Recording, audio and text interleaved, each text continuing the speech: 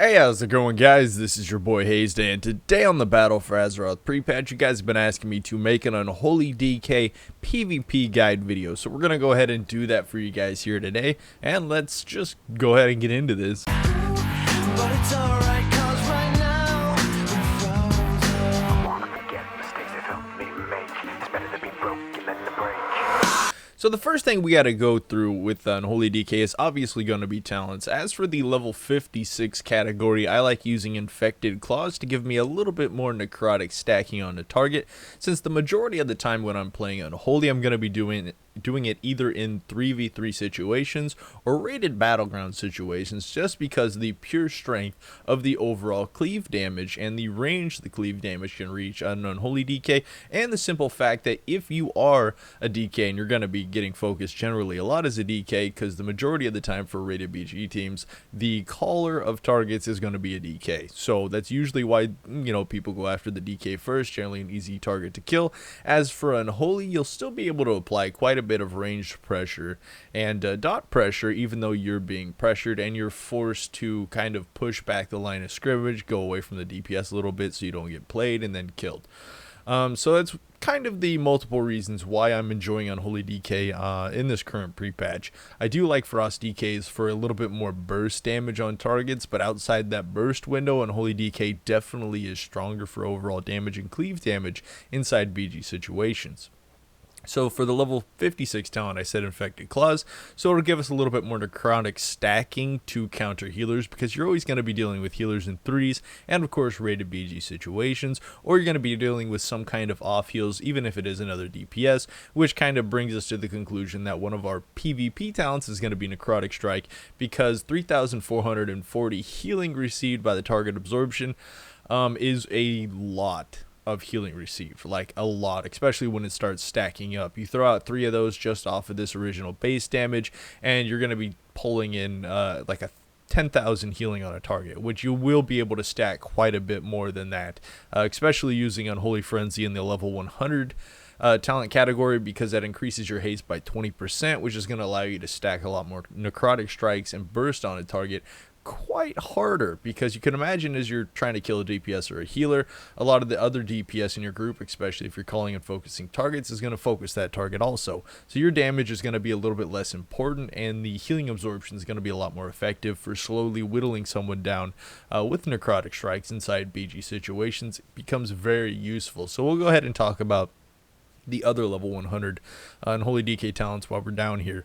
We've got Army of the Damned, which Deathcoil and Epidemic reduced the cooldown of Apocalypse by 1 second, Army of the Dead by 5 seconds. Turned out not a very good ability for single target or PvP, really. Like, it's just kind of in my opinion, kind of like a dead talent. Now, I have seen people playing with it, but it's not that great in my opinion, and I have not enjoyed it. And to actually deal some kind of major burst as Unholy and Holy Frenzy is definitely, I'd say, needed. Now, if you're gonna duel on an Unholy DK, let's say dual warriors, things like that, Summon Gargoyle could be very effective for single target burst at range.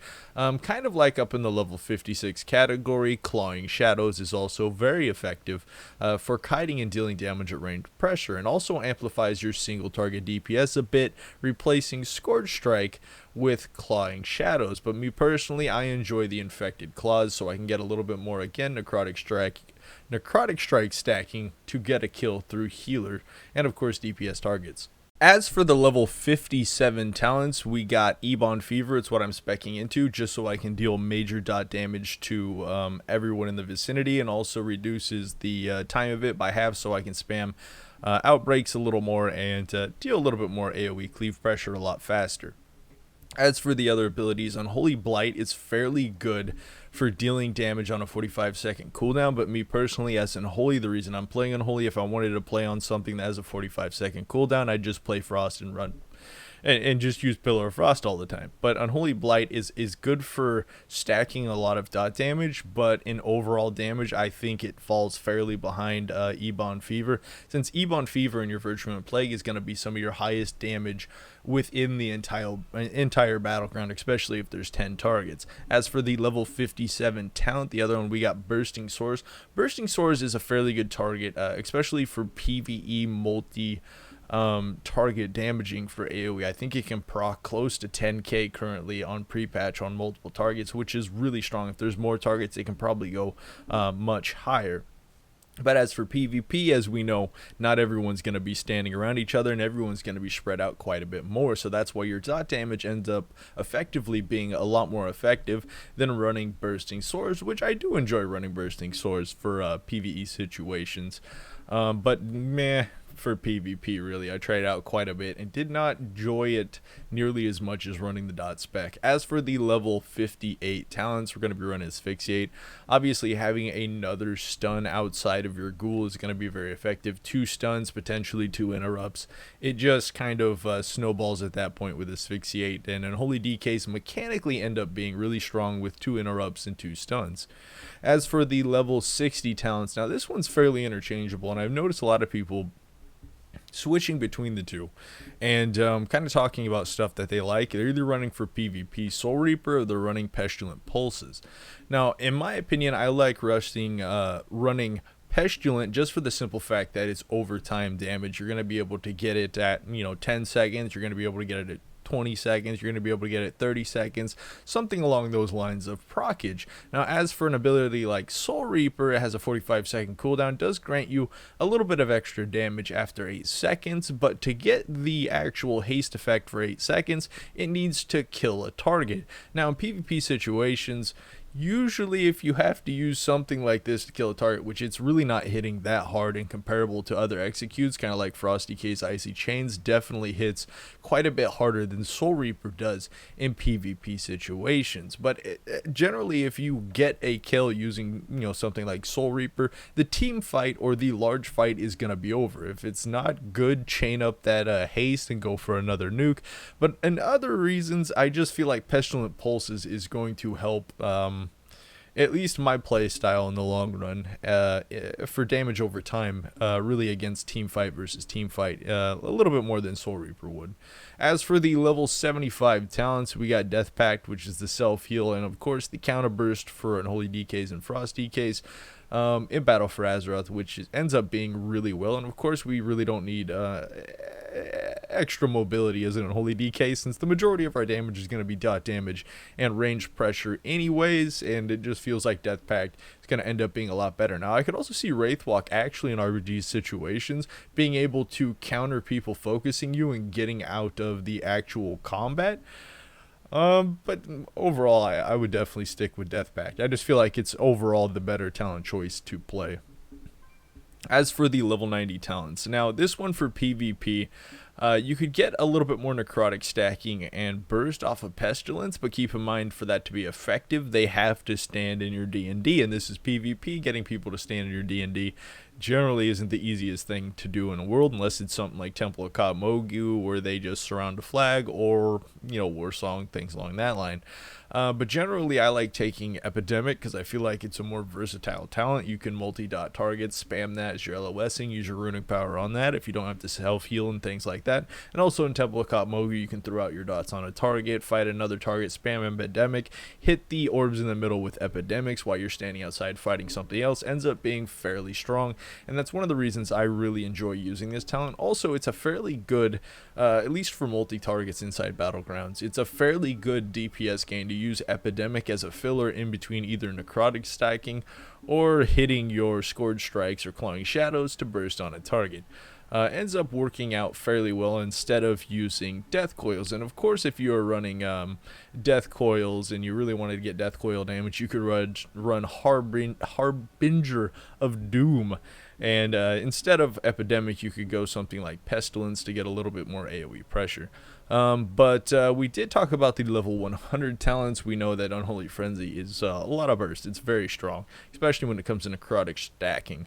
Now, as for PvP talents, some of these are very interchangeable, but some things you are going to need is, one of the things is obviously going to be Wandering Plague. Very, very strong. It's going to be one of your highest damaging abilities, and one of the reasons I'm trying to enhance my dot damage over time on targets, and is really one of the things that makes up the strength of Unholy DKs inside PvP situations. Wandering Plague, I can't stress this enough, is needed for AoE fights. It's like the bread and butter for that dot damage. It makes your dot damage go from meh to, oh yeah, let's do this. Like boomy status, that multi-fire moonfire spam right now. Oh. Alright, so also we got Necrotic Strike. Now, if you weren't going to go with a Necrotic Strike build, obviously you wouldn't take Necrotic Strike, but since this is a Necrotic Strike build, you're going to need Necrotic Strike. So definitely going to be going with Necrotic Strike to add a little bit of pressure on healers and things like that. Now, the third talent I'd say is definitely the most interchangeable of any of the talents based on what you like, and I still need to try out Ghoulish Monstrosity because I have no idea what that's going to be. When I was playing on the beta, I might even check it out after I'm done making this video. I want to know what that does. Like, I want to know how hard that's going to hit for. I want to know if it's going to be like the Basilisk. Is it going to be slow? Is it going to be fast? Is it going to be huge? It's probably going to look like one of Professor Putreside's monstrosities, I can imagine. Probably like when you transform your ghoul. Maybe it'll look different. I have no idea, but it'll look really cool, I can imagine. But I personally like running Necrotic Arroya for the 8% extra magical damage, since I am running a Necrotic stacking build. Majority of the time, I'm going to try to be in melee as an Unholy DK. Unless I'm being focused too hard and I need to kite out, I'll still apply my range dots and pressure and spam epidemics if I can as I'm kiting away. But the majority of the time, I feel like Necrotic Arroya is going to give us quite a bit more damage, since the majority of our dot damage, of course, is going to be magical. So that's going to be it for, I'd say, PvP talents. Let's go ahead and get into rotation and talk about how dealing this damage and how to deal quite a bit of damage as an Unholy DK. So getting into some of this Unholy DK rotation, we're going to start off by quick bursting on a target inside PvP situations. So let's say you come up against somebody, DPS versus DPS, or you're going into a group of 4 DPS, healers not around, something along those lines, and we're just trying to put out a large amount of pressure. So what we're going to do on a target, of course, is we're going to pre-pop Army of the Dead. We're going to hit Dark Transformation while it's casting, and of course Unholy Frenzy. By the time it stops casting, you're going to be hitting your Outbreak. Now, considering how close the targets are standing together, you can use Death and Decay to amplify AoE pressure at that point. But for the most part, you probably won't be doing that, especially if you're spec'd into Epidemic like I am. And the first thing you're going to do is hit a Festering Strike on the target. Now, hopefully, with the fact that your Ghoul's going to be hitting the target, Unholy Frenzy is going to be on the target, you could get 2 to 3 extra Bursting Wounds on the target with that first Festering Strike. So you'll probably have 4 to 5 Festering Strikes off the opener. If you only have 3, you had a little bit of bad luck there. And you'll have to apply 4 before you hit Apocalypse to burst major damage on the target. And from there is where you just kind of keep up on your Festering Strikes, trying to get yourself some extra bursting swords, and then prioritize using either Scourge Strike to deal a little bit of extra damage, or you're going to be using Necrotic Strikes to absorb any incoming healing on the target. The moment you don't have any bursting swords to actually do any damage with Scourge Strike or Necrotic Strike, you go back to using a Festering Strike to grant you a little more. Hopefully that won't happen too much during burst, because again, you'll have up Unholy Frenzy and your Pet Claws, granting you extra bursting swords. Now, as for when should you use Death Coil or Epidemic, you want to make sure you don't overcap too much on runic power, because with this spec you'll have so many swords that you'll just have runic power like crazy. Don't be afraid to throw in an Epidemic in the middle of the rotation randomly to keep yourself from runic power capping. Also, the moment you're, I'd say, prioritize rotation of using Festering Strikes and smashing on Necrotic Strike or Scourge Strike, you end up being Rune Starved, or you end up being Bursting Swords Starved. You go ahead and start smashing on those runic power generators, and of course Epidemic if there's multiple targets, or you're trying to deal single target pressure, you're going to be using your Death Coils. So there are quite a bit of situational rotation going on there when it comes to an Unholy DK. And as far as overall burst inside of a battleground, you know, trying to grant yourself some peak burst, it's the same rotation, just at a different time. At a time when the target's health is low, at a time where you've already have, let's say, 20,000 necrotic stack on a target, is a fairly good time to burst on, let's say, a DPS or a healer. You know, a lot of healers heal a target, but they don't notice the complete necrotic strike stacking on the DPS very often. So it's a fairly good way to grant yourself a kill, is bursting after generating a lot of necrotic strikes. So what we're going to go ahead and do here on the target, I'm going to go ahead and burst for you guys and show you kind of how that works out. We're going to be hitting Army of the Dead. We're going to be throwing up Dark Transformation and Holy Frenzy. First thing we're going to do is apply dots. I'll throw down Death and Decay just for the simple fact that these dummies are very close together. And then I'm going to go for the one Festering Strike. And then I'm going to go for the Apocalypse. And yeah, that's going to be our burst damage. So let's go ahead and do that. So we're going to go ahead and throw up Army of the Dead. We're going to be using Dark Transformation. We're going to be using our Holy Frenzy. First thing we're doing is applying our dot, throwing down Death and Decay. Hopefully one strike's going to do it, and it definitely does. And we're going to go ahead and just start applying AoE pressure. Now I have hit Runic Power Cap, as you saw, and I did throw in some Runic Power usage right there to make sure my I'm not too starved on the target there. And we're just going to go ahead and just start bursting those swords as much as possible. Now since there's 3 targets, I should probably use Epidemic quite a bit more than I'm using Death Coil, and just kind of keeping up consistency. Now the one thing you definitely don't want to do as Unholy is let your dots fall off. So anytime someone comes in the fight, they don't have your dots applied, reapply your dots on that target so they can deal quite a bit, or you can deal quite a bit more dot damage to them in the long run. So I'm going to go ahead and bring my ghoul back, throw him on passive so he stops attacking, and we'll go ahead and look at the damage done, because that's very important. It actually moved on us. Why you gotta move on us? It changed on us. I dislike when things do that. Like, just your simple dots is the DK resets the DPS meter. We're going to look at it. We don't need to look at it. I can just tell you what it's going to be, because it's fairly obvious. Your highest damage is going to be dot damage. It's going to be your Virulent Plague. Next up is going to be your melee damage as an Unholy DK. One of the reasons why haste is so beneficial is you're going to be melee attacking a lot, and it's going to be probably close to your second highest damage outside of Wandering Plague, which is going to be up there with your dot damage and your melee damage, causing a lot of pressure on the target. Outside of that, like 6th, 7th, and 8th place, you'll see your Bursting Swords and your other damaging abilities. So you can definitely see what the most important damage generating over time for Unholy DK is going to be your dot damage, Wandering Plague, things along those lines. And of course, your single target burst damage is going to be whether or not you want to apply Necrotic Strike stacks, or you want to burst your swords for a little bit more single target and AoE pressure. But that's completely up to you and completely up to the situation that you're going to be put in as an Unholy DK. I hope you guys enjoyed this Unholy DK PvP guide. If you have any questions, let me know down in the comments below. Leave a like if you enjoyed this video or it helped you out in any way possible. And of course, until next time, this was your boy Hazzed.